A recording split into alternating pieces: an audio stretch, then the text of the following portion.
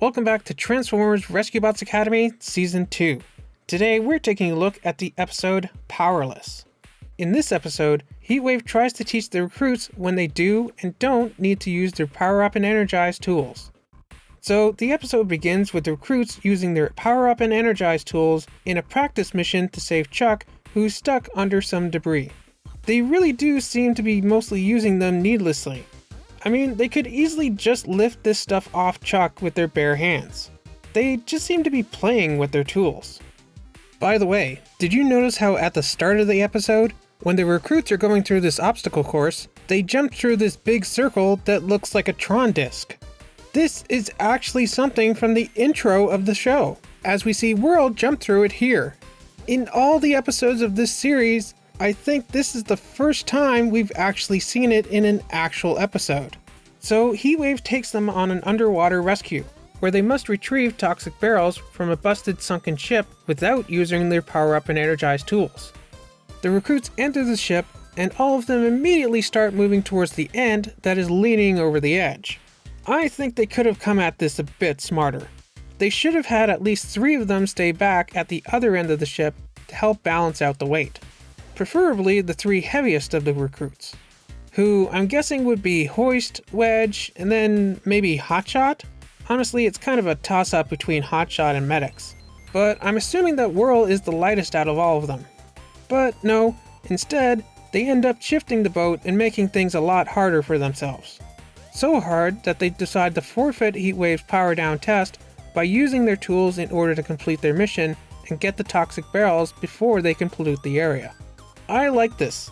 I like that they had to choose between failing their test and safely retrieving the toxic barrels. Although, I guess it wasn't really much of a choice, was it? If they could get the barrels without using their tools, they obviously would have passed. But the only way they could was by using them.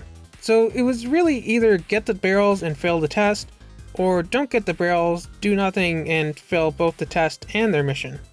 Also, this mission really made me wish that one of the recruits had chosen an underwater mode for one of their new multi-cog forms. It probably would have helped them here. So they end up both passing and failing their mission. The barrels are secure. The marine life is safe. Let's just say it was a job well done. So, we passed? Yes and no. But Heatwave has another emergency back in Griffin Rock. Jerry is teetering over a cliff. Man, why is this guy always in trouble? And so, the recruits are once again gung-ho about using their power-up tools. Guys, I'll just use my combi can. Power up and energize! That doesn't sound like a good idea. Yeah, you said it, Whirl. I don't see how blasting the truck would do anything but push it even more over the edge. So, then they realize that they don't need to use their power-up tools to rescue Jerry.